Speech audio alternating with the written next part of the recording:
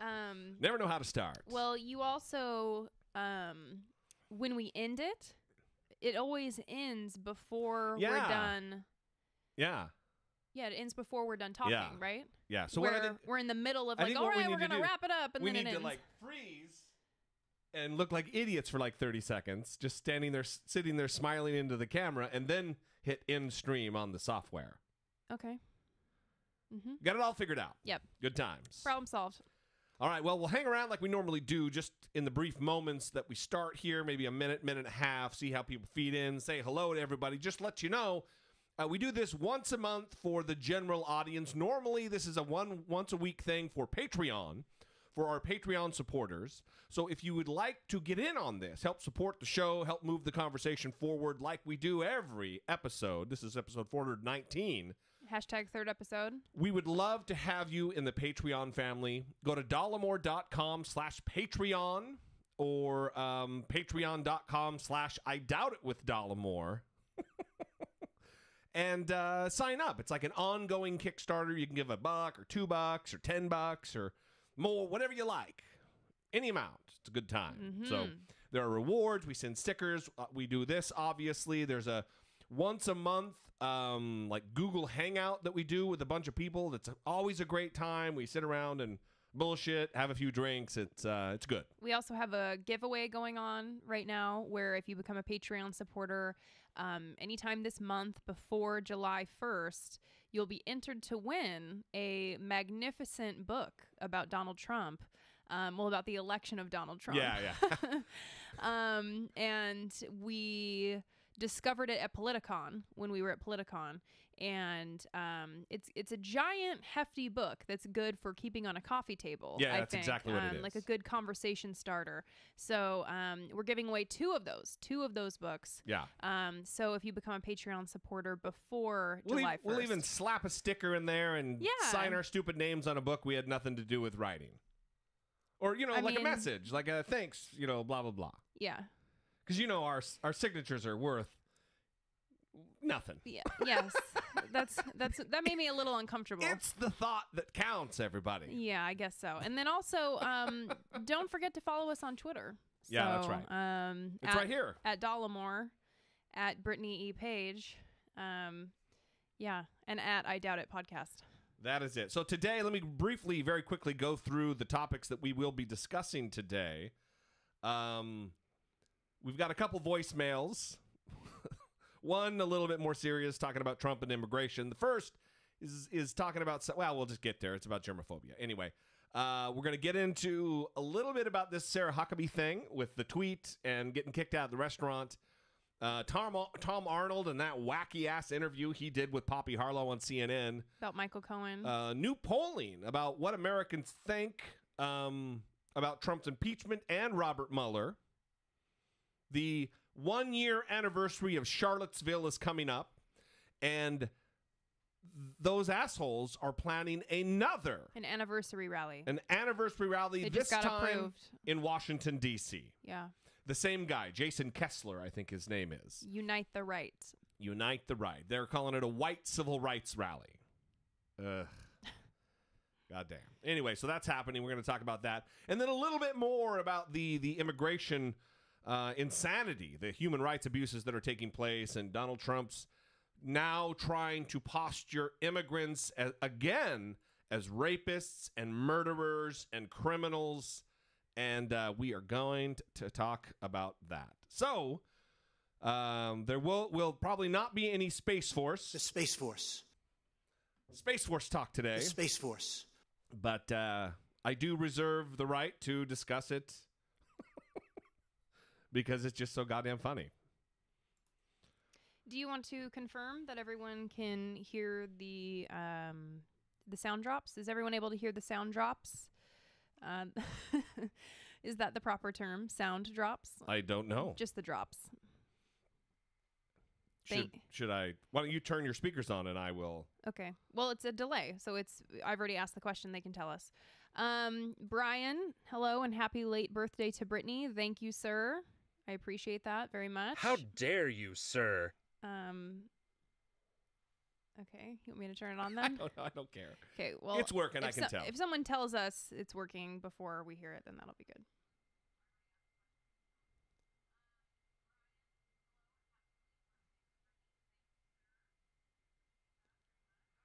All right. There we go. We can hear it. All right. All right. Got Good. a few. We got yeses at the same time. Good times. So, yes, the AC is working, Chris. We are here. Saturday, apparently it works. So that's going to be the day we roll on, probably a little earlier. But we don't know yet. Because if we're doing 3 shows a week every other week, rather than 2 shows a week, which is normal. Anyway. We're going to get started here. We love you guys. We're not going to be in the chat because we will be doing the show. But we do stick around afterward. So if you in an hour and a half or whatever, if it's anyway, we'll be around. So if there's a way to switch to live rather than like a DVR'd version, go live. Stick with us live. Okay. And then listen to the podcast later on iTunes. Yeah. All right.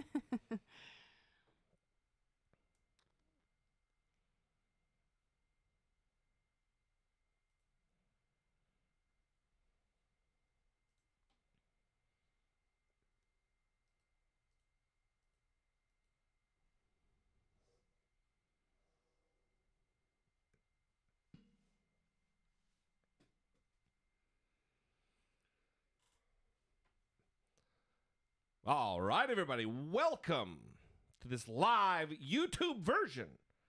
Episode 419 of I Doubt It with Dollemore. I am your host, as always, Jesse Dollemore. And I am seated next to what used to be the birthday girl on Thursday, who is no longer the birthday girl, Brittany Page. It's all over now. It is all over. The fun times have ended. Now it's time to talk about my birthday. Well, no, not quite. Yes. No. Wednesday. This Wednesday. Yeah, so we'll talk about it on Wednesday. No. Yeah. Well, we are doing something special for our birthdays. Are you talking about 23andMe? Yeah. Oh, it's so special. Last year. Yeah, we got these last year. These 23andMe personal genetic. By the way, this isn't a sponsorship. This is just us doing this. And we got these, and so this year we're going to actually send them in. Yeah, we just registered them, so now we just have to spit in here. I'm going to see how much caveman DNA I have. Yeah. I'm guessing a lot of Neanderthal DNA. Yeah. You probably not so much. Yeah, I have no idea what my ancestry is. Yeah, None, me either. so. I mean, I got a little idea. I mean, my parents always said, "Oh, we're descendants of the Vikings." Yeah, shocker. Yeah. That the girl who was raised by white supremacists was told she was descended from Vikings. Yeah. So I'm sure when I get it back, it will just say 100% Viking, right? Didn't you also have like pictures of Odin and shit like around? Yeah, little sculptures. My dad had a tattoo of Odin on his arm as well. Odin. That's good. Yeah. Good times. It's better than that dingus who got the Sam Harris tattoo. Yeah, that's really strange. Yeah, that's really strange. I was thinking about it. I was talking to somebody about it, and I said, like, I could see somebody having a Christopher Hitchens tattoo, because Hitch is dead. But to put a live dude on your arm, a guy you don't know, it's not like your uncle or your dad or somebody who's close to you. Yeah. It's some random podcaster / wannabe philosopher, Well, I think people have different ideas about tattoos than you. People get tattoos of Hillary Clinton. The Tasmanian devil. Yeah. Tweety Bird. So whatever it is. People like what they like. People are going to do what they're going to do. And they want it permanently on their body. So let me ask you this before we move on here. Since you are a year older now, officially a year older. Uh-huh.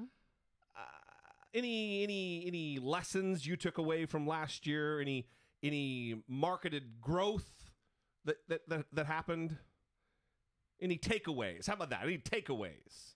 I'm putting you on the spot. Well, I thank you buying me time. Yeah, I'm not prepared. Oh, that's really true right now. Yeah, I guess so. I think that as you get older, you probably start coming to terms with like who you are and who you want to be, and you're thinking about those questions, right? As you get older. Sure. Do you do that? Yeah, a little bit. Yeah, I'm not as reflective, and you have very great emotional intelligence, and I'm, like I said, I'm probably filled with Neanderthal DNA, so I'm not as thoughtful, not as mindful. Well, get ready, because I'm going to ask you this question later. I will be prepared. But yeah, I think I've been engaging people less online and doing fewer debates, and in general kind of pulling back from that a bit. And I think part of what I have learned is that I don't really care anymore about a lot of things. And one of them specifically is like men who can't hang. There's a lot of dudes who can't hang. With like women who get angry about women. Yeah. Being vocal or asking for evidence or telling them that they aren't being reasonable or that what they're saying isn't rational. Do you mean kind of like dudes that would, if my name was on the very same post that you would post, they would treat me differently than they would you because you're a woman. And if you show them up or if you make a good point, they feel wounded by that, and then they lash out. Yes. And I don't think that this is a lot of men, because I don't encounter this very much, but Yeah. I do encounter it sometimes. And it used to hurt my feelings, like when I would be told that I was condescending or that I was aggressive, right? Yeah. Any of these buzzwords. It's kind of like the bossy thing. Yeah, or bossy. And it doesn't come from all men. It only comes from certain types of men. Certain flavor. And those certain types of men are the men who can't hang. And I've learned to accept that it's less about me and more about them and something that they have going on. Yeah. So I think that's one thing that I've grown a little bit with, because it used to hurt my feelings. And I used to think, God, am I really like being aggressive? Am I really, a turd out there? And Turd out there. And just a turd. And I would kind of talk to other people, like, reading my posts or listening to me. And I'd be like, what do you think? And I'm not someone who just knee-jerk says, oh, I'm being treated differently because I'm a woman, You're for sure not, no. But I think there are instances. I wish you were more of a kind of an aggressive feminist. More. You do? Yeah, I think it would be great. I mean, but you're so fucking metered about almost every. This isn't going to be a circle jerk, everybody. Where I'm just complimenting Brittany. Just wait till we get into the show. It's shit's going to turn real quick. It's my birthday. It's my birthday. It was. You've got like 363 more days. Till the next one. Just relax. So you give them less credence. You give them less space in your head now. That flavor of dude. Yeah, it's just whatever. Yeah. I don't have to. I don't hear it from women. I don't hear that from women. That you're condescending or aggressive. I don't hear it from most men. Yeah, like I said, it's only certain types of men. So yeah, it's something that I've. Are they like neck beardy types or? It depends, but it's something that I'm starting to realize that. That's on them, not on you. Yeah, and it's something that I've struggled with my whole life, actually, because even when I was younger, similar to you, always having an interest in politics and kind of debating, I was the same way, and I would encounter like adult men who would treat me like that as a teenager, and I always felt like, oh, well, maybe I'm just a dumb kid or whatever, like it's always been a kind of know your role thing. Yeah. And no, that's not my role. Right? Our role is to take care of biz. Taking care of biz. That's right. Brittany Page's role. All right. Well, thank you. Happy birthday, Brittany. Yeah. And then let me speak for the audience and say we love you and appreciate you and keep fucking being you. Yeah, thanks. Thanks. We will look. Is that a sound? We'll look forward to hearing your answer to I that might question. not have an answer. Yeah. Neanderthal DNA. Good times. So let's move on to some voicemails, everybody. Last time on the show, we talked about Brittany Page. She saw a photo of like this like tropical clamshell drink in a restaurant. And she looked at the pictures online on like Yelp or whatever. And she saw several pictures with like multiple straws in there where like 5 or 6 people were sharing the same drink. Yeah, like the whole table. And Brittany has a proclivity to be a little bit on the germ conscious side. Yeah. And we talked about it. Well, someone called in and they share Brittany's proclivity to fear of germs. Hey, Jesse and Brittany. This is Andy from Oklahoma, and I just wanted to chime in on the germaphobe drinking after people thing. When I was like 10 or 12, my parents went out of town, and my grandma stayed with me. And one morning, I was kind of getting ready for school. I was eating cereal, and I had a glass of milk, and my mom called just to kind of check in, and they were going to be home later that day, and they were just calling to say hi. My grandma answers the phone and hands it to me. And as I'm on the phone with my mom, she just picks up, without asking, picks up my glass of milk, takes a swig of it, and just sets it right back down in front of me. Oh, no. And I paused, and it was just a dead silence for a good long while. My mom was like, hello, Andy, are you there? I said, Mom, I need you to listen to me very carefully. Grandma just picked up my drink, and drank it, and put it right down in front of me. She's like, I can't understand what you're saying. And I said, I will talk to you about it when you get home. And sure enough, as soon as, they got home, we exchanged pleasantries and my grandma left.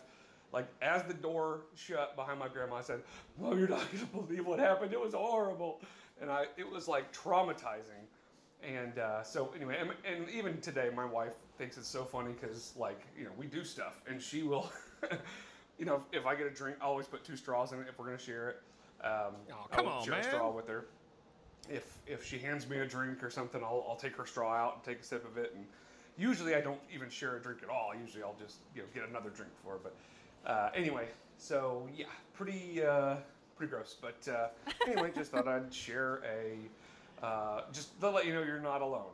And anyway, all right, David Smalley's the worst. Bye. Is that going to be a drop now? What a nice sign off. Wow, David Smalley's the worst. So let me just say before you launch into your love and adoration of a fellow germaphobe, that's weird, Andy.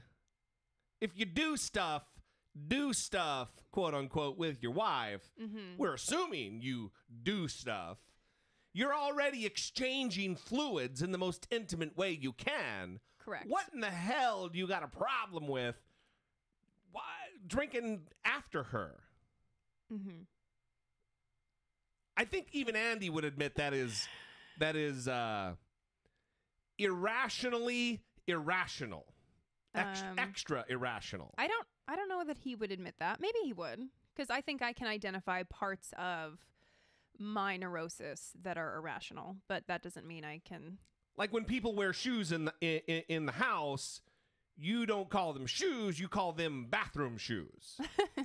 All shoes are bathroom. If you wear shoes in a bathroom, they're now tainted. They're bathroom shoes. Well, I mean, that's not really fair. It should be the worst place they've ever been. Then they become that place shoes. So it's a good thing you don't live with somebody who works in like the morgue. Yeah, I mean, if the morgue is clean, then that's fine. But if there's fluids or anyway, so you don't mind having dead people particles all over everything? Let's not overthink this, okay? So Andy, he left out what I want to know, which is how this started, because he didn't really talk about getting this from his parents or something. I mean, he said that he was trying to tell his parents how gross it was that his grandma just drank out of his drink, but he didn't indicate if they would have shared that disgust with him. I got the vibe they knew. They would have shared the disgust? No, not shared the disgust, but they knew he had an issue with it. Okay. And they commiserate, they'll just, oh yeah, Andy. Yeah, little Andy, our little germ buddy. Yeah. They tolerated him. Okay. So, because I'm interested. He's lucky they didn't just fucking give him away. This is too much. He's out of here. No. because I'm curious how it started. Obviously he notices that it happened pretty young. Yeah. Because most kids don't care about it. And I remember I was totally the odd man out when I was growing up, and all my friends were drinking after each other, and I was like, no, I will get my own drink. Right. I was the weird one, and I still am the Did weird they call one. you condescending after you did it? Probably. Anyway, Andy, thanks for calling, brother. We appreciate it. Let's move on to a little bit more serious. Gary in Washington wants to talk about Donald Trump and has a little bit of a immigration rant. Hey guys, it's Gary from Southwest Washington State, Lewis County to be specific, which is pretty much a bastion of Trump voters. I just listened to President Trump's most recent miasma of putrid crap, railing about it's all the Democrats and Mexicans that are at fault. Couldn't be his fault or his administration's. I was prompted to call my U.S. representative, which I do a couple times a week, and ask if she would demand a hearing by the House for DHS and HHS directors, and ask them specifically what the fuck is going on. What processes have they put in place to reunite these kids, keep track of, make sure that the parents know where their kids are, and make sure that they can identify each kid with each parent? What do they have in place to do that? I can't see how they can allow this to happen. Again, Trump acts with no knowledge of forethought. He just blunders into shit, and we all pay the price. I'm afraid that my representative is just going to end up like the rest of the spineless Republicans in Congress and continue to kowtow to Donald Trump. I mean, all they can do is utter these noxious, putrescent statements about Trump, and it's disgusting and ultimately un-American how he is behaving. And our Congress, our Republican-dominated Congress, does nothing. I mean, he calls Hispanics breeders. He makes moral equivalency with racists in Charlottesville. He calls immigrants vermin and an infestation. Trump speaks of these people as though they're subhuman. It's just ultimately so disgusting. And as usual, we see Trump and his attorney general lying about their policies that they instituted, which are absolutely amoral and evil. They are denigrating the status of America here and abroad. And now Trump's having a summit with Putin when he goes to Europe, a man who attacked our country and our elections. I asked my congresswoman, I hope she can denounce that meeting in the strongest of terms. Back to immigration. Immigration is down. In 2003, we're roughly 1.2 million people apprehended at the border. The last few years, it's averaging, and it's going down, it's averaging about 350,000. So it is not a goddamn crisis. But the hypocrisy of the whole thing is just astounding. Let's blame the people, but let's not blame the companies that hire them when they come here. An example of that hypocrisy is Freshmark Slaughterhouse in Ohio. I believe it's in Ohio. It was raided last week by by ICE agents, and 150 undocumented were arrested. And guess what? Nothing at all happened to the employers. The people who hired these undocumented people took jobs away from real Americans, Nothing happened to the employers at all. Isn't it illegal to hire undocumented? I thought it was. The pervasive callousness of this administration is astounding. And really, guys, let's not even get into Melania's fucking jacket and whatever that means. As usual, you're both the best parts. Thanks for listening. Bye. Yeah, I think that echoes a lot of what we have been feeling, and a lot of what most people have been thinking. There are 3 points there that kind of stuck with me. One, while he was talking, it occurred to me that things are going to get worse for us and for the country, for the nation, for immigrants, for refugees, relative to the policies of America. They're going to get worse the more comfortable Donald Trump gets in office. So it's going to continue to get worse. We haven't seen the worst of it yet. I really try not to be an alarmist. I hesitated to use the words internment camp related to what he's doing until I saw the headline that they are looking right now just to place 20,000 immigrants and refugees on a military base. That's an internment camp. That is what that is. I wouldn't say concentration camp.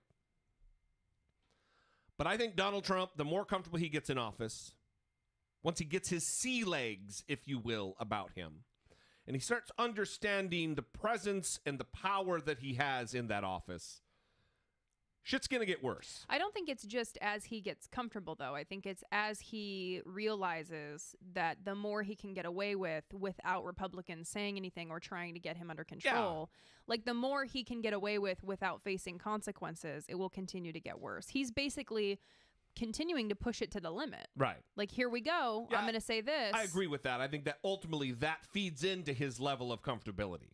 You know what I mean? Mm-hmm. The other thing is, Gary, these talking about the stats that we actually have a net negative immigration in this country over the course of the last couple of years. More people are leaving than are coming in. That's a fact. And it does not matter to people on the right, to Fox News viewers, to Donald Trump diehards. Excuse me, Donald Trump diehards. That just doesn't matter to them. They're not interested in data. They're not interested in research. They're not interested in hard statistics that can't be argued. Whatever their orange-faced Führer says, they buy. They drink it down. They eat it up, spoonful by spoonful. And the third thing in the call that I think might be a controversial thing. But if the Republican Party was really concerned about stemming the tide of illegal immigration into this country, they would punish employers, companies, and corporations that do the hiring. You don't punish the illegal immigrant, the undocumented worker who's just coming here to work. If you really want to cut it off at the source, you punish the employer. But the Republican Party's not going to do that because they are slaves to corporations. The tax cut is evidence of that. Middle class tax cuts, those expire pretty rapidly. Tax cuts for the rich and tax cuts for corporations, perpetuity.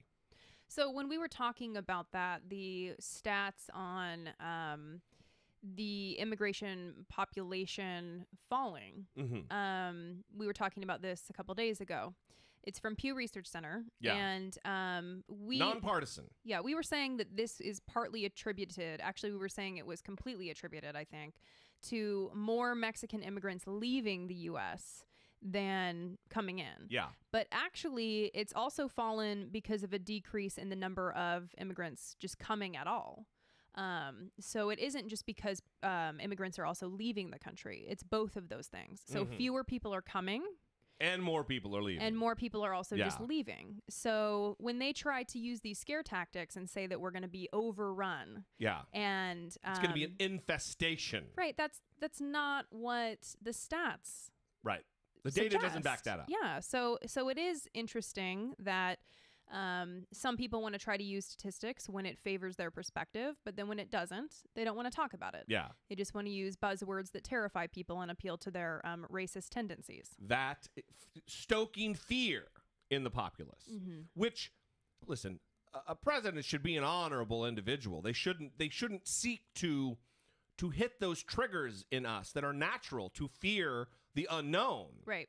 We shouldn't appeal to the tribalistic nature of our humanity, it is that. It should appeal to the best of us. Yeah, they should appeal to the better angels of our nature, and Donald Trump does not do that. In fact, he avoids doing that, because if he did that, reason would prevail and his policies would appear as they are, which are blatant human rights abuses of the highest order.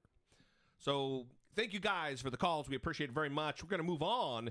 If you too would like to sound off, leave a voicemail fewer than 3 minutes, call 657-464-7609. Of course, you can always email a voice memo from your smartphone to idoubtit@dollemore.com.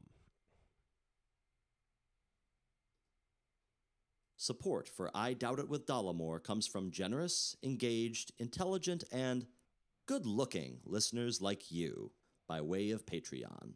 Your support on Patreon for as little as $1 a month helps keep the show going and move the conversation forward one podcast at a time. If you would like to join the ever-growing family of supporters, please visit patreon.com/IDoubtItWithDollemore.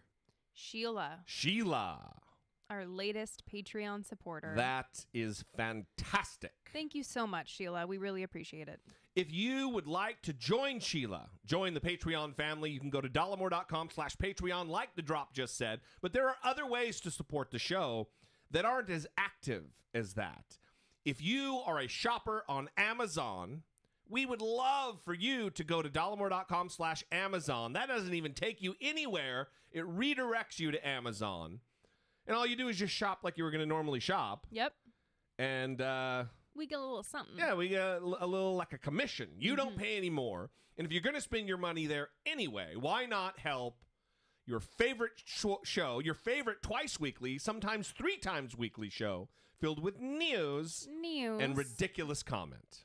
That's from me, the ridiculous comment.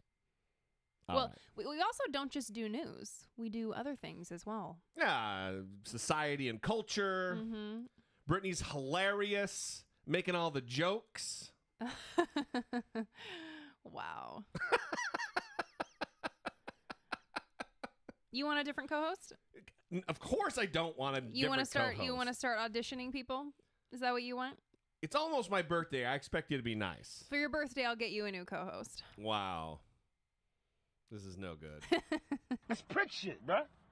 That's prick shit. Anyway, thanks for the support. Listen, if you're not ready, if you're in a financial situation or just, fuck us, doesn't matter, that's fine. You could also go leave us a rating and review on Apple Podcasts, formerly known as iTunes, and that helps us out a tremendous amount because it gets us the show in front of new listeners who would check us out. So good times. We love you guys.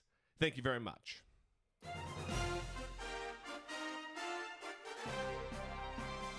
Dollemocracy. Facing down pessimistic politics with realistic optimism. So before we move on to the regular order of business, let's talk a little bit about Sarah Huckabee Sanders using her government Twitter account @PressSec to name a restaurant at which she was denied service. Red Hen in Lexington, Virginia. This is her tweet. Should I read it? Yeah, read the tweet. Last night, I was told by the owner of Red Hen in Lexington, Virginia to leave because I work for @POTUS, and I politely left. Her actions say far more about her than about me. I always do my best to treat people, including those I disagree with, respectfully, and will continue to do so. The injustice. Well, I'm conflicted. Yeah. I really am conflicted. About whether or not this was right for the owner of Red Hen. That's right. Oh. Coffee almost got dumped over. Yeah, I'm conflicted about this. I don't know if it's the right thing to say, get the fuck out. Mm-hmm. Listen, if I had a business... We're working through this in real time. Yeah, it is. It is real time. Well, that's how we do the show. Mm-hmm. If I had a business... Well, first, let's talk about her dad's tweet, and then it'll give me some time to kind of work through. Mike Huckabee. Yeah, Mike Huckabee, her father, the guy who championed Kim Davis. Who said he was willing to go to jail in place of Kim Davis. Right.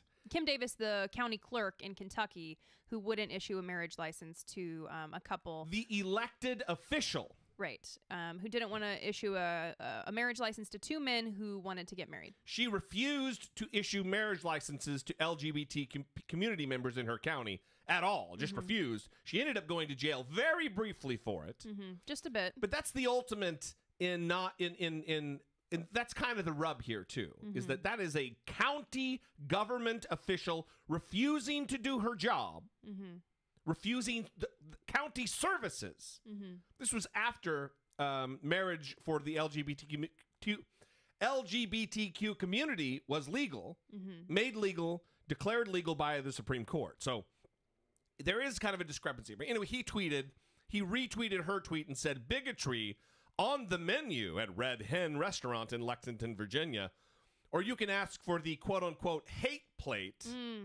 And appetizers are quote-unquote small plates for small minds." You know, he colors himself a fucking funny guy. Yeah, just like me. The giant cheese-filled clown shoe that is Mike Huckabee. But so you're conflicted because and I'm assuming this is what the conflict is you don't want to fall into a trap of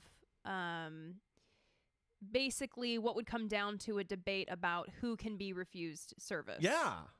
Yeah, that's exactly it. Listen, if I had a business, I don't know that I would serve child molesters.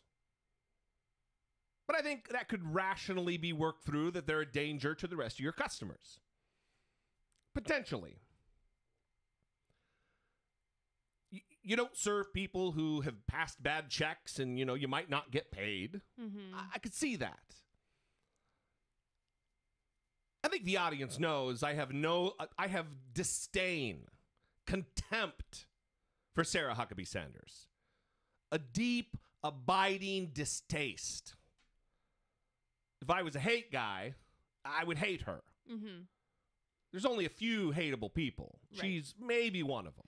Right. So you're why do I keep feeling like I need to break down what you're saying? No, you're saying you're happy ultimately because you feel like fuck her. You feel like she should, when she goes out in public, be reminded of the fact that she is a liar and she's working and complicit in an administration that is committing human rights violations. Yes. But at the same time, you have concern that liberals will be caught in a trap advocating for this. Yeah, well, yeah. I always try to do the what if the shoe's on the other foot thing. What if I walk into a business that's run by dyed-to-the-wool Donald Trump fans and they recognize Jesse D and say, "Hey, GTFO, we don't want you in here." Yeah. I don't know. I mean, I don't know that I would want to patronize that business. Right. Well, what's interesting about Sarah Sanders' reaction to this happening is that she, as recently as a week ago, I believe is when the SCOTUS decision came down, was defending the right of people like Jack Phillips, the masterpiece cake shop artiste, to refuse service to gay and lesbian people if he felt... because of his religious convictions, his genuinely felt religious convictions. And so she was defending that from the podium just a week ago, I believe. And now she's kind of getting a taste of how that feels to be asked to leave. Yeah. To be refused service. I'm just pointing out her reaction. Yeah. No, it's shitty. But I don't know, her hypocrisy is shitty. It's terrible. But where does this end? Where does this end? Are we going to have liberal businesses and conservative businesses? And I don't blame the business owner. Let me say that flatly. I do not blame. It would be, I don't know that I have it within me, the self-discipline to say, I despise you and your views, but yeah, here's a plate of delicious chicken. I don't know that I have that in me. But what do we want to be as a nation? Who are we as a country? And what do we believe about public accommodation? As free thinkers who love the freedoms that we enjoy and the society that is open, that you can't deny service to blacks. You can't deny service to interracial couples. You should not be able to deny service to gays because they're born that way. LGBT, anyone, bisexual, transgender, the rest of it. That is not who we are. It is antithetical to the spirit of America. So I know libertarians who argue that businesses should be able to refuse service for any reason whatsoever, and that the market essentially will take care of it. Yeah. So if the word gets out that the business is racist, then they will eventually close because people will not go to the racist business. It's optimistic. That theory worked really well up through the 1960s. Yeah. So you have all of these kind of sides coming at it. Yeah. And it seems like you are kind of struggling. Well, I am. I see both sides. I think ultimately it's like a 59-41. A 49-51 situation where I'm tipped to the don't deny service. Mm-hmm. I'm tipped in that direction. So I'm with Sarah Huckabee Sanders on this, but only by a % or 2. Mm-hmm. I think that's where I am. I'd love to know what everybody thinks, though. Again, 657-464-7609. Email voice memos to idoubitit@dollemore.com. Well, that's what's interesting about it to me, though, is that she's taking issue with the fact that she was denied service, but then she supports. Why do I keep hitting my coffee? I'm going to spill it everywhere. I'm just going to move it. You are, yeah. And we got all the jazz up on the table today, the mixer and everything. But she supports the right of businesses to refuse service. Yeah, but so we get to deny service to hypocrites? I mean, no, but I'm saying, can she become more rational in her views? Yeah, I'm not saying anything about you or what other people should believe. I'm talking about her specifically, and Mike Huckabee specifically. This is the way they want things to be. No. Yeah. They want businesses to have rights to deny service. That is right. So she should be loud and proud. Like, oh, you're exercising your right as an American business owner. Right, but not only that, she's using the power of her government Twitter account to take down a small business. And it's being taken down, by the way. That I have a problem because with. As soon as this story broke, I went and I looked up the restaurant on Google, and it had 4 stars on Yelp at the time. And that rating is just plummeting because people are going, and as soon as I clicked on the link, it said this review had been posted a minute ago. People were reviewing it in real time. Yelp is going to unfuck that, though. They'll go through and, like, all reviews that were posted within this period will be axed. That's the way they work. Yeah. But they just don't get it. Oh, you almost had it. You got to be quicker than that. They just don't get it. So that's it. We'd love to hear what you guys think about it. Look, I know it's an unpopular opinion. I don't even like that I hold the opinion. But we have to be intellectually honest with one another about the situation. We can't have it that our people get service and fuck their people. They don't get service. You know?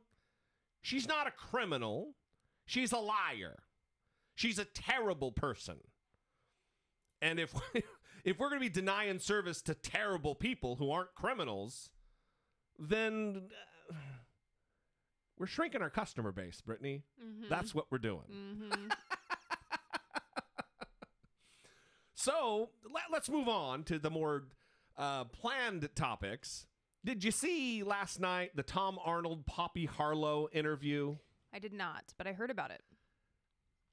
I was intentionally avoiding anything having to do with this because I don't consider Tom Arnold to be a trustworthy character. Yes. And I think that this is all kind of an event that he's trying to create in order to get attention. Many people, I'm going to pull a Donald Trump here, many people are saying that he was on drugs. Allegedly.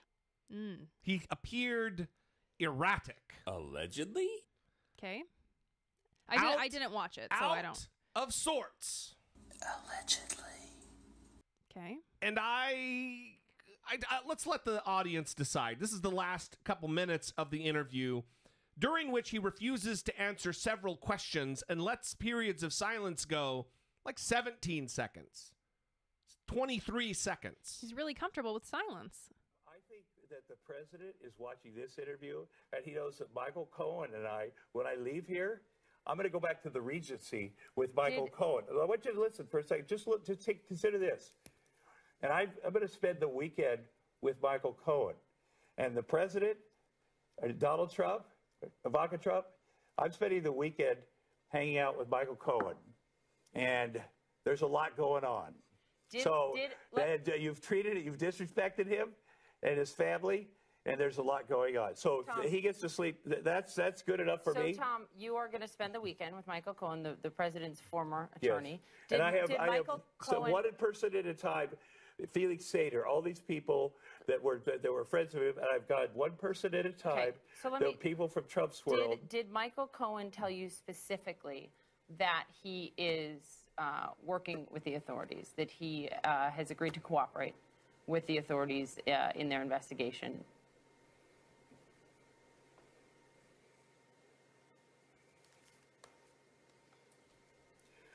I wouldn't.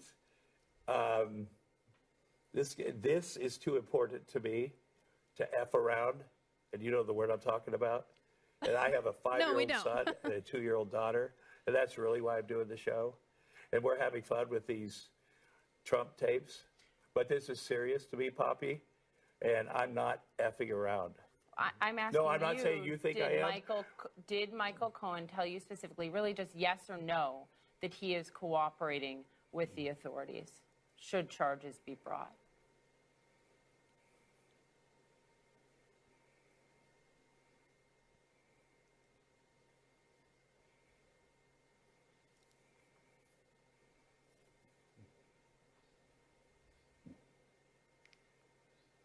Did he tell you?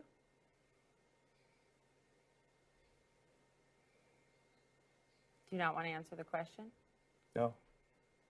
You don't want to answer the question? Right. Okay. Because. Will you let us know what you learn over the weekend, since you're spending the weekend with Michael Cohen? No. Thank you for being here, Tom Arnold. Thank you. Appreciate it. Very weird. It makes me kind of sad.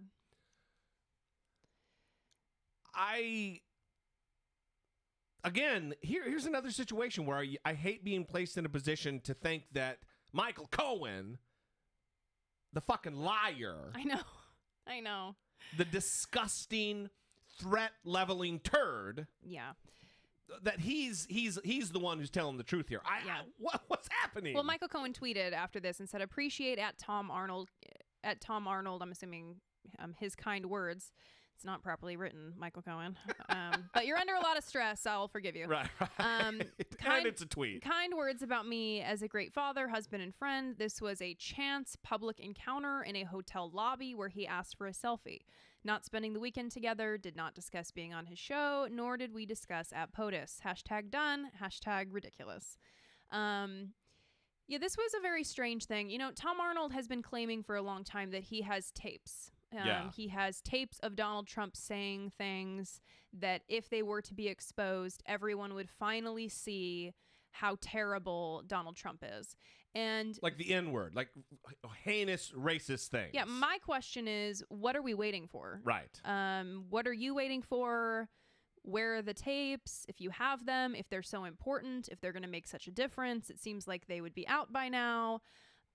Is he wants us to creep a little closer to... And if people are saying, oh, well, he'll get sued. Well, do you know how many celebrities will hand him checks in order to get that tape and protect him? I think Mark Cuban already said he'd pay the $5 million penalty. Yeah, I think that there's many people that would be willing to pay it. I'm sure Chrissy Teigen would write a check. There's all kinds of celebrities that would be happy to see this tape. I think Tom Arnold probably just wants us to just get a little closer to thermonuclear war. Yeah. Well, what are you waiting for? This was a strange interview. Do you think it's going to matter?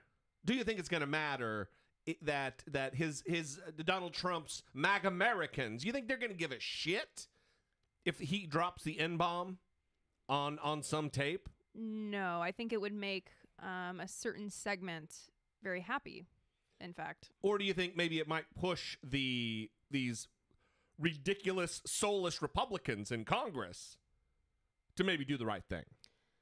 Maybe. I mean, I keep on thinking that every time something happens, and then it doesn't. Yeah. So I don't know.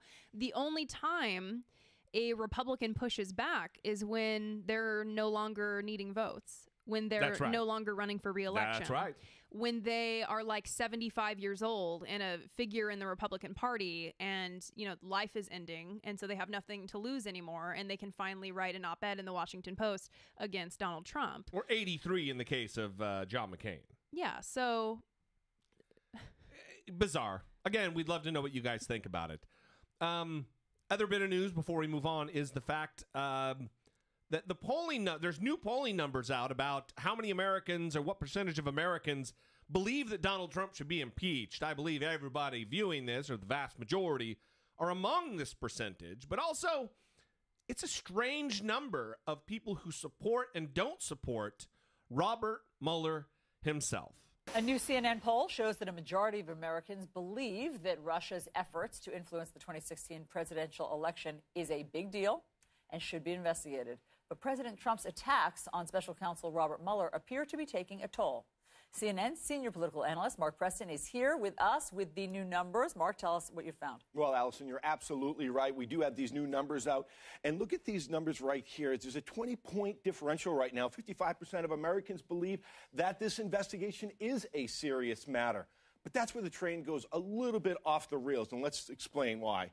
Look at the approval rating right now of Mr. Mueller, who is leading this independent investigation into possible collusion with Russia.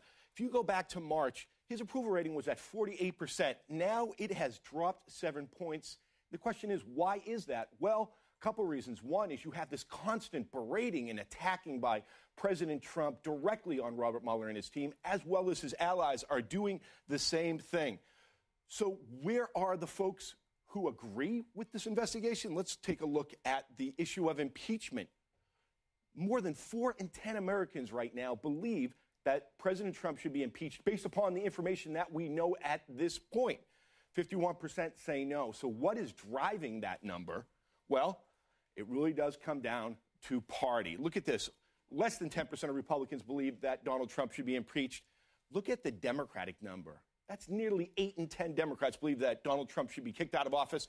And then the independents kind of roughly equal where we are right now when the 42% number is brought in. Now, for historical context, the last time the number was this high was during Richard Nixon's presidency in 1974.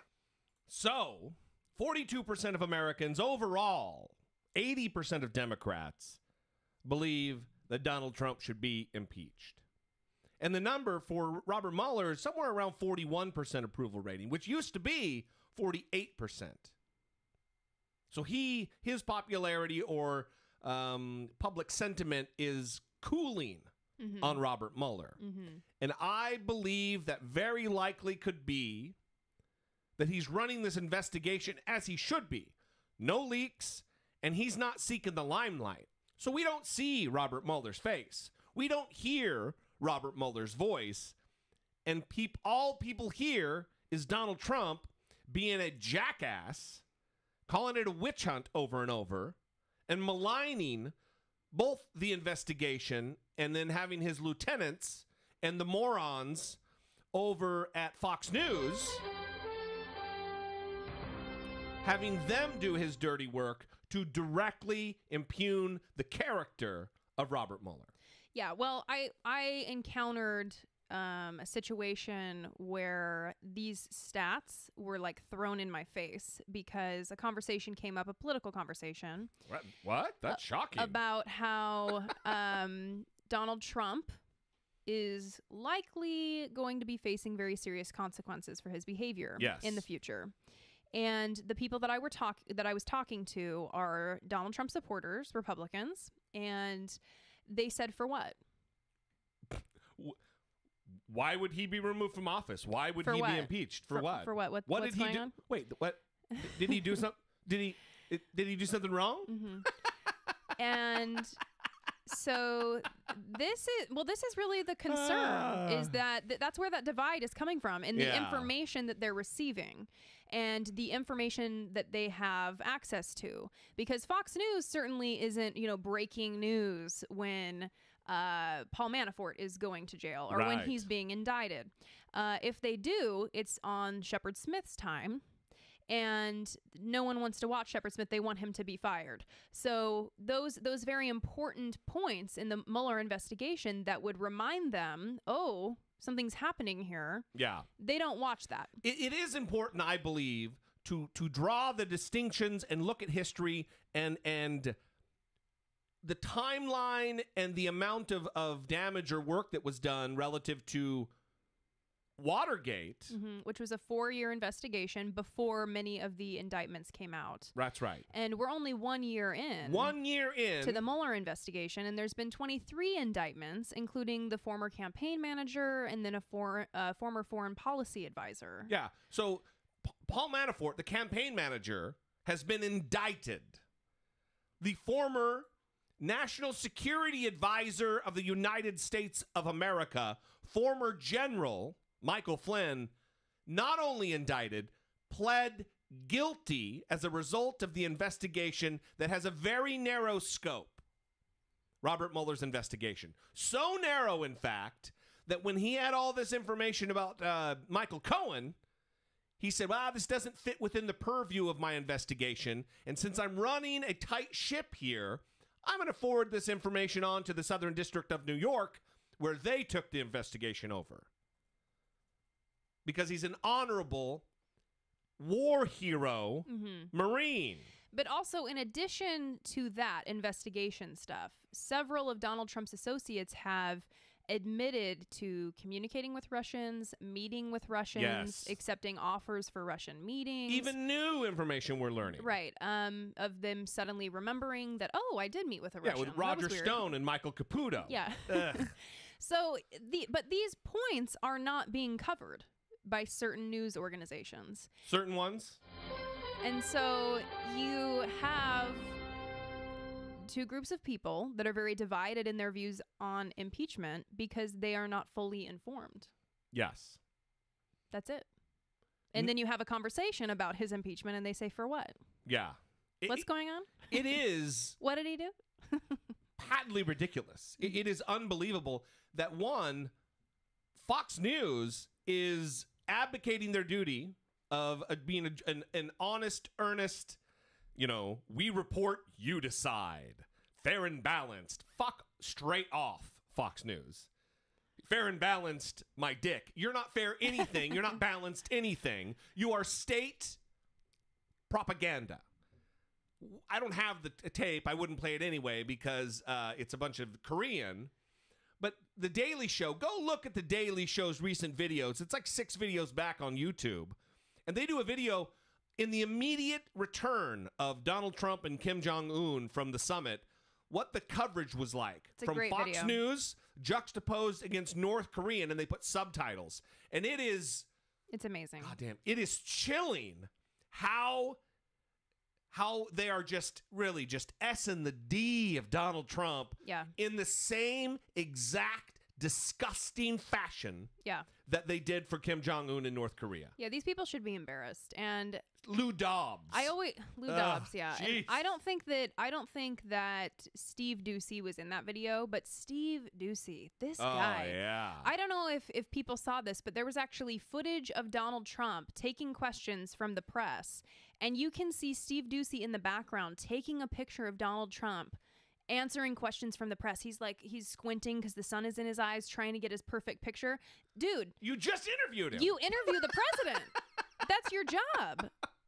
This shouldn't be super exciting anymore. Like he's taking selfies. Like he's back there. Like, oh, the president's behind me. Yeah, oh look, my God. I'm near the president. Like you just talk to him. Yeah, we know. What are you doing? He was still standing under the tent from which he interviewed the president only minutes before. It's not exciting anymore. You have a job to do. Please relax. Yeah. Very weird. Speaking of very weird, Brittany, I don't even think we're going to get to the immigrant stuff. Maybe. Let's talk about the Chris Cuomo thing after this, because I want to talk about Kill Meat again, Fox News.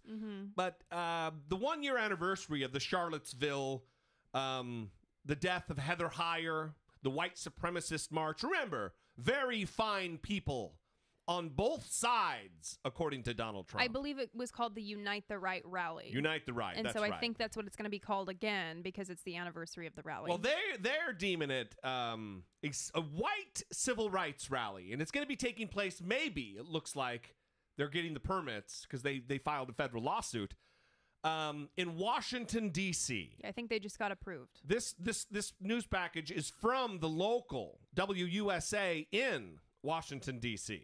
Well, new at 5 o'clock, hundreds of people are expected in D.C. to protest what they are calling white civil rights. The demonstration will happen on the one-year anniversary of the Unite the Right rally in Charlottesville, Virginia. A 32-year-old woman was killed and several others were hurt last August.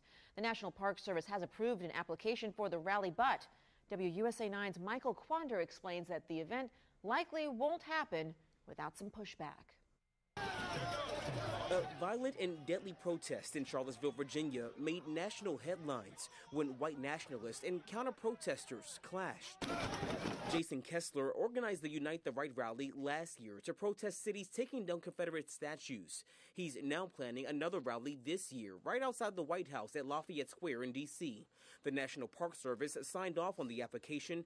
The event lasts 2 days from August 11th to the 12th. This year we have a new purpose, and that's to talk about the civil rights abuse that happened in Charlottesville, Virginia last year. Kessler does not take personal responsibility from the violence in 2017, but blames the city and counter-protesters instead. It wasn't the fault of my group that stuff happened. So wait, you all feel like you all were attacked in Charlottesville? Oh, absolutely. Tracy Redd with Black Lives Matter DC disagrees. That whole narrative that we started violence is a myth. Kessler says he's working with police, the Park Service, and giving people coming to the rally rules to hopefully keep things safer this year. He says the rally is about protecting what he calls white civil rights. We're facing a lack of our First Amendment rights. We're not able to peaceably assemble. We're not able to speak. And I keep telling people, if you're right to rally and your right to protest means that someone else's life might be endangered, then it's no longer free speech, but it's hate speech. Can you understand, I guess, why some groups in America, especially black people, Hispanic people, people who have been historically marginalized, could have a problem with your rally? Well, to be honest, I don't think that it's mostly black or Hispanic people that are offended by these rallies. This rally is not about opposing you. This is about us. This is about white people and standing up for our rights. In downtown Washington, Michael Quander, WUSA 9. A permit to have the rally in Charlottesville was denied last year. Kessler filed a federal lawsuit against the city to have the protest. It is still under litigation. What are these morons talking about? We're marching for white civil rights. Just chill. Well, they can't assemble. They're interviewing you because you're getting ready to assemble again. I'm confused. So you were in the news because you were assembling last year, and now you're going to be assembling in D.C. because you're in the news, and they're like talking about how you're going to be doing that. And while you're talking about how you're going to be assembling, you're complaining about how you can't assemble. Yeah. Also, you're complaining about not being interviewed while being interviewed. Yeah, you don't have the freedom of speech. They're covering your rally. I don't understand. You're getting news coverage, dude. Also, you're a white dude. Nothing's happening to you. Shut your fucking mouth. Just clamp your pie hole closed, Jason Kessler, who used to be, by the way, a member of the Proud Boys. Let's remember from episodes back when we had a caller, Mark the Mailman, push back that they weren't a white supremacy organization. It just spawns a lot of the white supremacists. Just the preponderance of their members happen to be also alt-right racists. A coincidence, everybody. Come on. So that's a tenuous situation that's going to be happening in Washington, D.C. Well, likely. And, you know, I don't know that... I'm sure there will be a large presence of counter-protesters. Also, there will be a large police presence because Charlottesville didn't do their job. The city of Charlottesville, the police force, did not do their job. They allowed things to get out of hand. They didn't segregate the groups in a way that they should have. They allowed the violence to promulgate, and things went sideways. They should take advice from the Laguna Beach police. Yeah, they really should. That was a great... Because they kept everyone separate very well. That was great. Mm-hmm. So the other thing we're going to talk about, Chris Cuomo on CNN has a new primetime show. It's actually called... Cuomo Primetime. Cuomo Primetime. And he states the case for caring about kids. We recently had conversations with people, and it seems that it is a common thing for people to have the attitude of, fuck them, they're not American. And that's part of what Chris Cuomo takes on here. Thousands of kids as young as 9 months old shipped all over the country. They are in a lousy situation. Let me ask you, take a look at them. What do you see? It turns out the answer is not that obvious. Listen to how the president sees the crisis. They have pictures that were so bad. They had a judge that said it was inhumane the way they were treating children. Take a look at some of the court rulings against the Obama administration. They talked about inhumane treatment. I read them. I looked at them. They're all over the place. Inhumane treatment. They were treating them terribly. We have a situation where some of these places, they're really running them well. All right, so to him, what does he see? Oh, it's all okay. It's all good. It's all good. Then we get the echo chamber effect, starting to sell the president's message. Listen to Fox. Like it or not, these aren't our kids. Show them compassion. But it's not like he's doing this to the people of Idaho or Texas. These are people from another country. So that makes it okay? And this wasn't a one-off. Fox has deliberately downplayed this crisis all week. Listen. More kids are being separated from their parents and temporarily housed in what are essentially summer camps. They're not in cages. They're not being gassed. I spoke to some African Americans who say, gosh, the conditions of the detention center are better than some of the projects that I grew up in. They will suppress the good news on the economy and promote children in cages. Because no matter what they tell you, this is not about helping children. Their goal is to change your country forever. Change the country. Dog whistle. They're not gassed, That's so exactly it's okay. right. Scary talk. And it's designed to push this us versus them political philosophy, painting migrants as dangerous folk, infestors, killers, gangbangers, and drug pushers in the main. There is no question that some undocumented people come to America for bad reasons and do horrible things. We all should know the system has to be stronger. Congress has to do its damn job and make that better. But a few is not all. Statistics bear out the facts, and none of what they are telling you about migrants in general representing a threat physically, economically, it's not true. But this has never been about the facts. It's about feelings, politics of emotion, powerful stuff. But there are still limits, my friends. And just like President Trump learned earlier in the week, people, no matter how partisan, don't like seeing kids being done wrong. And making some kids more important than others because of their nationality, suggesting we shouldn't be that bothered because they aren't us. They are others. That is ugly. And once Fox realized it, that that's not playing well with the public, they backed off just like Trump. All kids are important. All kids are special. What I'm just trying to say, in this country, when they come in, that as a president of the United States, you can only do so much for so many.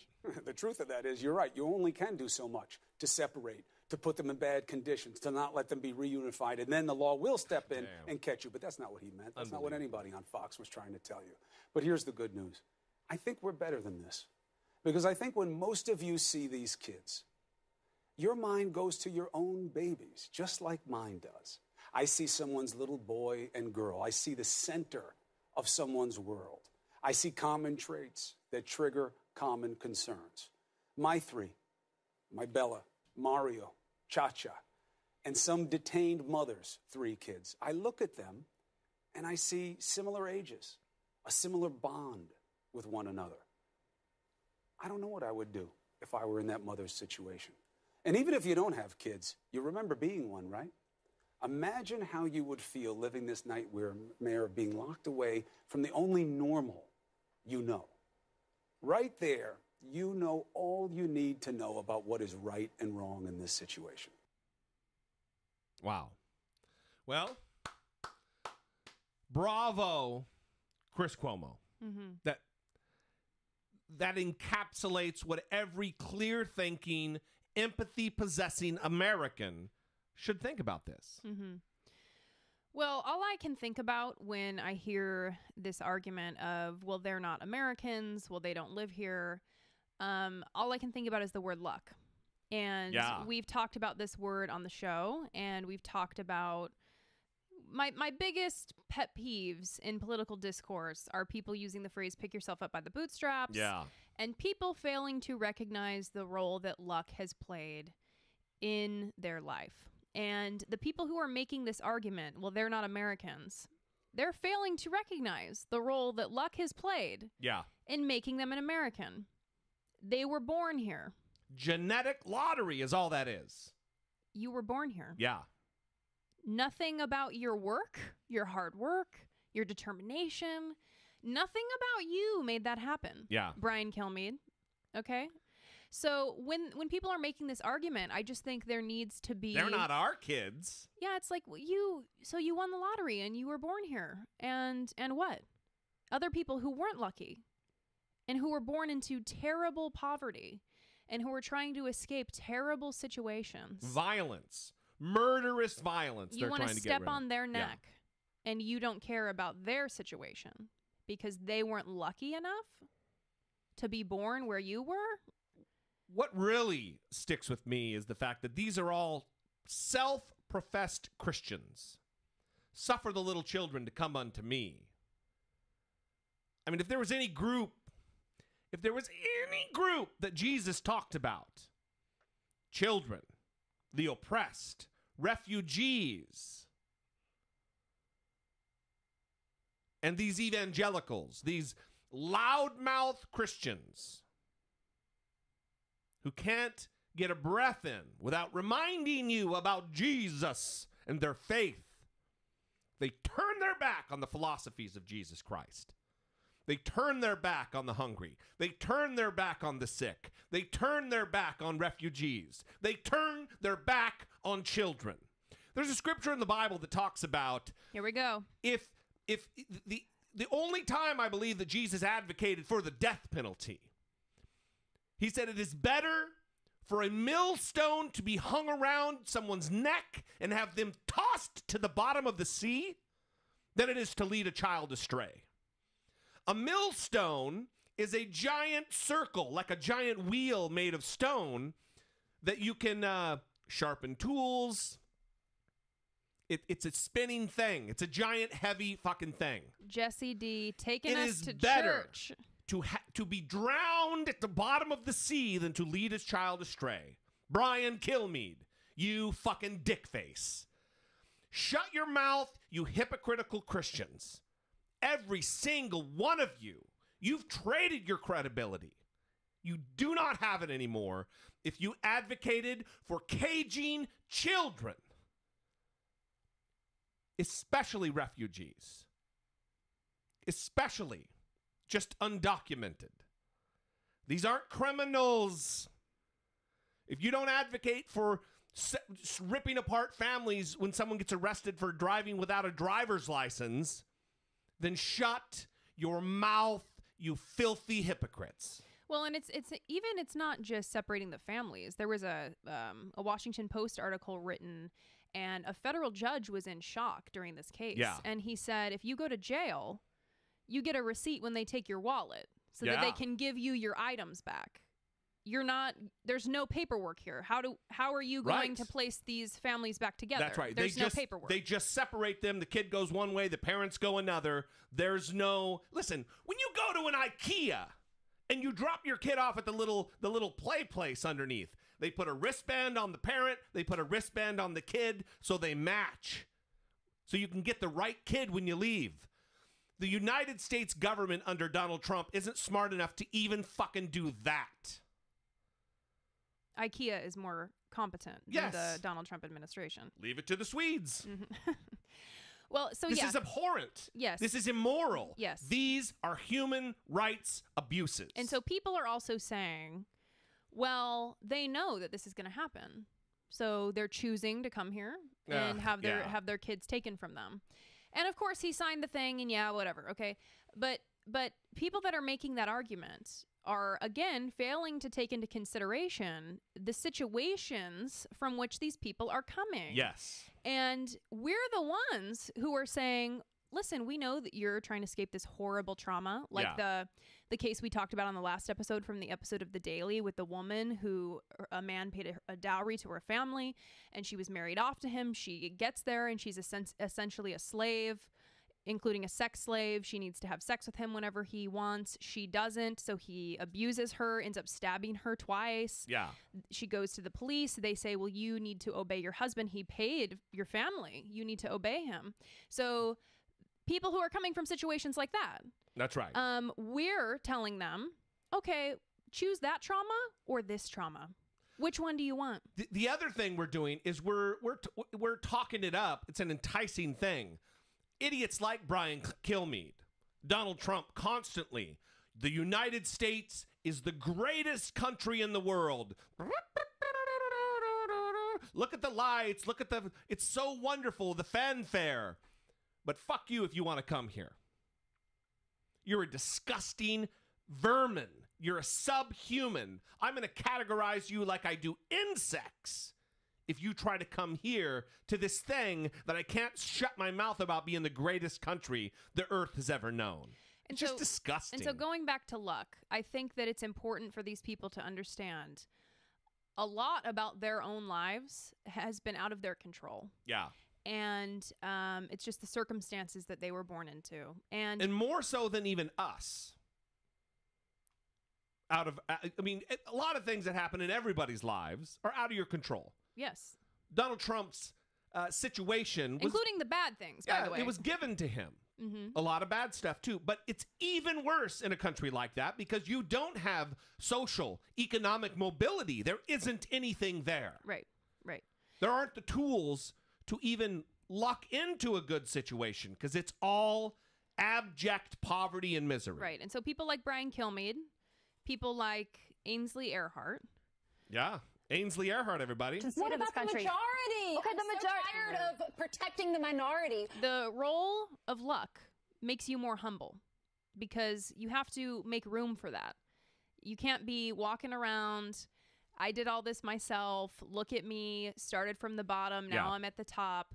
There were people that helped you. And part of it is being in this country where you had freedom to do that and access to programs that helped you, whatever it is. I don't know Brian Kilmeade's specific circumstances. But if he were to recognize the role of luck a little bit more, I think he'd be less of a dick. And that's all I'm asking.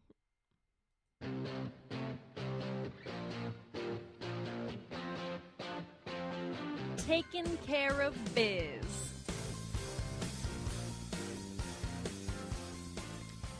Jim Jeffries. Jim Jeffries, the Aussie comedian. Yes. Who has a show now. On Comedy Central. On the Comedy Central, yeah. I don't know what it's called. I think it's the Jim Jeffries Show. If you search his name, I'm sure you can find it. But he had Jordan Peterson on. And we've talked a lot about Jordan Peterson on this show. And how no one can seem to break through to him because he's so evasive and he is very vague when he talks, and you can't really seem to pin him down on what he actually believes. So he's a very difficult character to interact with. But Jim Jeffries apparently found a way because they were having a conversation about gay marriage, and I guess Jordan Peterson had just never heard this argument before. Making people bake a cake for a gay wedding. Making them do it? Yeah.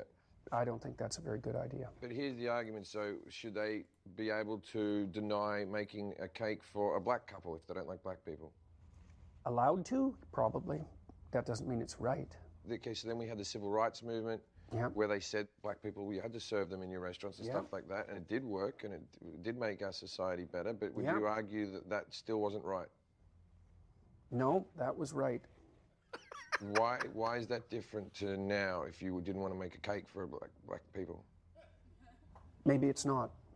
Maybe it's not different. Yeah. Maybe I was wrong about that. Maybe I was wrong about that. Yeah, so I'm bummed that this is where the clip ended, and that's where the clip ended for the interview. Because I wish I want to hear a follow up. Wait a minute, are you changing your mind right now? Yeah. Are you changing your mind with new evidence? Also, more importantly, are you serious that you never put those two things together? You never thought, extrapolated out with metaphors, analogies that might be an analog for the cake thing. So it's okay to deny service to a cake for a wedding of two dudes, but oh no, you cannot deny someone who walks in, a black dude who walks in with his white wife. No, that's a bridge too far. Yeah. It's the same fucking thing, especially when we're talking about religious liberty, because Brittany was raised by white supremacists who had religious justifications for white people not marrying black people. Well, like I always say, if you watch the documentary 12 Years a Slave, you will see how the Bible was used as justification. Why does that always make me laugh? But I tweeted this clip, and I said, as Christopher Hitchens would say, quote, "You give me the awful impression, I hate to have to say it, of someone who hasn't read any of the arguments against your position ever." Yeah. And when I watched this clip, I thought of that. Christopher Hitchens actually said that to Sean Hannity during a Sean Hannity debate. It was awesome. Yeah, and this was such a weird thing. It was, like what you're saying, like he had never heard this, which he had to have heard this. This is the main argument that people use. Yeah. Is he just not looking for information that opposes his view when he's such a prominent figure? You'd think that they would want to make sure that what they're saying is sound, that their opinions are sound, that he knows how to debate them, he knows what a rebuttal would be for this, and he just had nothing. It is weird that he's just not a thinker, because you always listen, and this kind of brings us full circle to the Sarah Huckabee Sanders tweet thing. I'm not trying to be magnanimous, like, oh, well, we got to be fair to Huckabee Sanders. I'm not saying that. But we have to be earnest and honest with ourselves about our philosophy. I can't say, yeah, discriminate against all the conservatives, but how dare you try to discriminate against me and my people? That's not how we work. That's not how it works. Apparently, that's how it works for Jordan Peterson. That's how it works for the Huckabees. Until comedian Jim Jeffries gets that zinger in there. Yeah. We owe so much thanks to him. Yeah. Thank you, Jim Jeffries, for being the first person, apparently, that could get through. Now Peterson's just going to come out and, oh, that was a gotcha question. No, not really. What's wrong with me today? I actually did check his Twitter feed, because anytime there's negative press about him, he whines and complains. Yeah, he writes a rebuttal, or he complains on Twitter. Anytime there's favorable coverage, he retweets the article and, oh, this is a very reasonable take. Yeah. And so he's like a Canadian Donald Trump. I'm waiting for enough of his followers to give him shit for what he said on the Jim Jeffries show, and then he'll respond to it in some way, I'm assuming. Yeah. Maybe claim that the editing was done. But I watched it, and I don't feel like it was edited together in a suspicious way. Yeah. Did you get that impression? I didn't, no. Anyway, we're going to leave it there. We'd love to know what you think. Let us know, 657-464-7609. Of course, you can always email those voice memos from your smartphone to I Doubt It at Dollemore.com. You hear that little noise? I don't think you're prepared. Not prepared. I'm not prepared. We love you guys. Thank you for your support, for your loyal listenership over the course of these 4.5 years and 500 episodes with our bonus content. If you'd like to help support the show financially, help us keep the lights on, help us move the conversation forward, producing bonus content and our regular numbered episodes, we would love to have you in the Patreon family. Go to Dollemore.com/Patreon, or go shop on Amazon, Dollemore.com/Amazon. If you want some Dollemore merch, it's over there on our trusty Donald Trump cutout, the Dollemore podcast shirt. Go to Dollemore.info. Go review us on iTunes. I'm petering out here. You're not looking at me, but I'm petering out on the promos. So, anything else? I think that's it. All right. Well, we will see you next time. For Brittany Page, I am Jesse Dollemore, and this has been I Doubt It. All right. And we're still in the room, everybody. All right. A lot of thumbs up. Jim Jeffries. Robert says, yeah, but we can retaliate, so to speak, against the actual people in our government who are being horrible people. Yeah.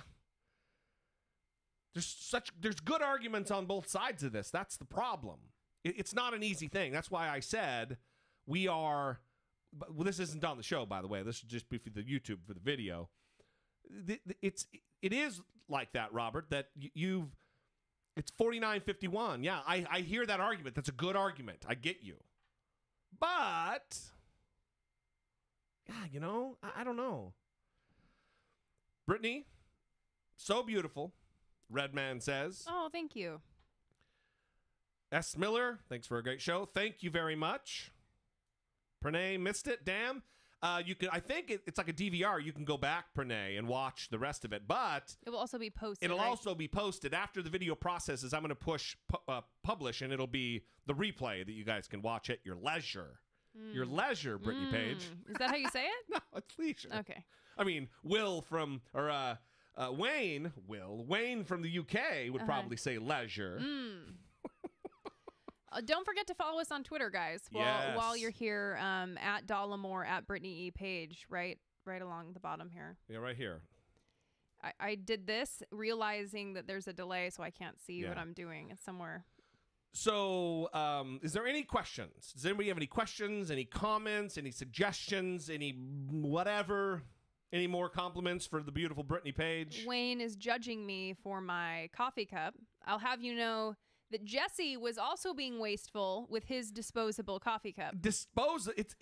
It's fucking paper, dude. You throw it away and it just blends back into the earth. It's compostable. Yeah, but I think the new thing is that you should be carrying your own cup with you all the time. Anyway. And refilling, like you carry the cup with you. Same with the straws. You're not supposed to be using individual straws anymore. Seattle banned the shit out of those. Yeah, so you can buy metal straws now and carry your own straws with you. Anyway, anything else, anybody? Well, there's a delay. So I'm waiting. There's going to be a 45-second pause before someone asks a question or something. So anyway. Good times. Plus my laugh. Mary Helen Gonzalez. Thank you. Does Mary know that this is a podcast? Maybe some of these people are just your YouTube viewers. Yeah, let's say that. Yeah.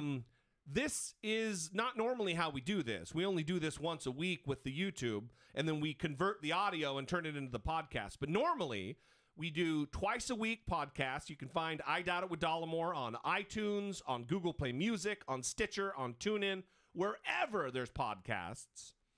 And go subscribe. Get a podcatcher on your smartphone. You can get it right to your phone twice. Every other week, we're going to do three episodes a week. Mm-hmm. This is episode 419. We've been doing it for 4 years. Yeah. On a video I put out last week, someone said, you should have a radio show. Yeah, so it is strange because there's not a lot of crossover between social media platforms and in like YouTube to podcasting. So there's many people on your YouTube who don't know that you actually have a podcast. So yeah. Clive asked, I believe Melania really doesn't care. Do you? We didn't talk about that. Yeah, so I'm very irritated with the people that I see defending Melania. I don't see a lot of women in the liberal community defending Melania. It's typically men. And I wonder why that is. My hypothesis is you're going to tell me. Is that because they find her attractive. Because she's got the tits. Whatever the reason might be. And the face. Yeah. And the bod. Again, whatever the reason might be. And so there's a little bit of like projection going on where they feel like that she's attractive and so she must be good, right? and holy and pure, and I don't think so. She has made statements with her fashion before. It's hard for me to believe that this was unintentional. Several times, in fact. It's not coincidental. Yeah, like the pussy bow blouse after the pussy tape came out. That's right. These are intentional choices the giant she's making. Beyonce hat so Donald Trump couldn't get close to her. Yeah. And other reasons. Yeah, even if a stylist picked it out and she just put it on. Yeah. What is that stylist doing? These people are just turds. Are they paying stylists to pick out $40 Zara jackets? People have made that comment too. Like for someone who wears several $1,000 dresses. Yeah. Is now wearing a $40 jacket from Zara. She has like a $15,000 handbag that she had out one Yeah, time. her shoes probably cost more than some cars. Anyway. And she's wearing this stupid jacket. Yeah. Anyway, I think we're... So anyway, yeah, we don't think that she cares. Is that... You agree? I don't think she gives a fuck. Okay. Yeah. All right. She's married to Donald Trump. She can't care that fucking much. Anyway. All right, everybody. Good times had by all. We appreciate you joining us. We will be back here next Saturday. Yes. For our Patreon supporters. Mm-hmm. But we will be back at the end of next month. Yes. For the monthly free-for-all for everybody. Mm-hmm. Just like this. God, we do appreciate everybody out there. It is doing this and being independent, not being under a major podcast network is it's a slog, man. It's tough work, but it is rewarded by the fact that we have a tight-knit group of listeners, both on YouTube, but also, the podcast listeners. We love hearing from you. We love seeing you. You guys are awesome. We're going to shut it down. Guys. And we have to stare at the stupid screen so it doesn't cut us off for longer than we should. How long? I don't know. This is dumb. I don't think we should do it.